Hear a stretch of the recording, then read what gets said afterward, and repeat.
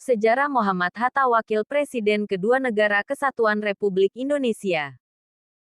Beliau menempuh pendidikan dasar di Sekolah Melayu, Bukit Tinggi, dan kemudian pada tahun-tahun 1913 sampai tahun 1916, lalu melanjutkan studinya ke Europese Lagere School (ELS) di Padang.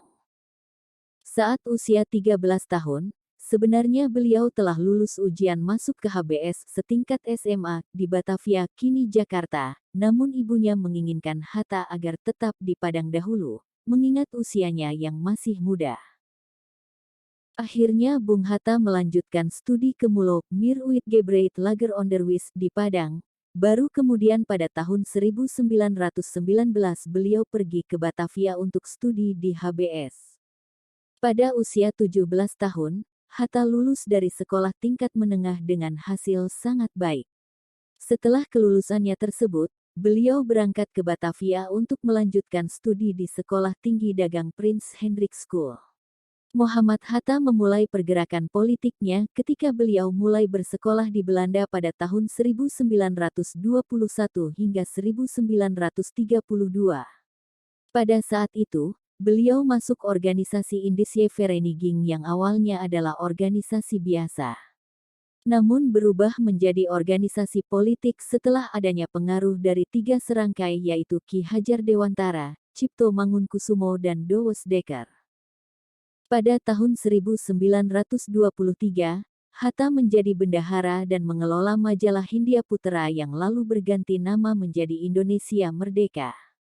Selanjutnya, pada tahun 1924, organisasi ini berubah nama menjadi Perhimpunan Indonesia. Pada tahun 1926, beliau diangkat menjadi pimpinan Perhimpunan Indonesia. Di bawah kepemimpinannya, perhimpunan ini lebih fokus mengamati perkembangan pergerakan di Indonesia dengan memberikan banyak ulasan dan banyak komentar di media massa Indonesia. Pada tahun 1927, Muhammad Hatta mengikuti sidang bertema Liga Menentang Imperialisme, Penindasan Kolonial dan Untuk Kemerdekaan Nasional di Frankfurt, Jerman. Dalam sidang ini, ada gelagat dari pihak komunis dan utusan dari Uni Soviet yang ingin menguasai sidang ini. Sehingga penilaian Hatta pada komunis menjadi negatif dan tidak bisa percaya terhadap komunis.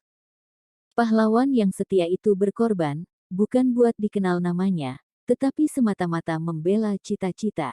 Aku rela dipenjara asalkan bersama buku, karena dengan buku aku bebas. Indonesia merdeka bukan tujuan akhir kita. Indonesia merdeka hanya syarat untuk bisa mencapai kebahagiaan dan kemakmuran rakyat. Apa yang dilakukan oleh orang setelah mendengar suatu khotbah jauh lebih penting dari apa yang dikatakannya tentang Kiai Haji. Terima kasih telah menonton, jangan lupa subscribe, like, dan komen.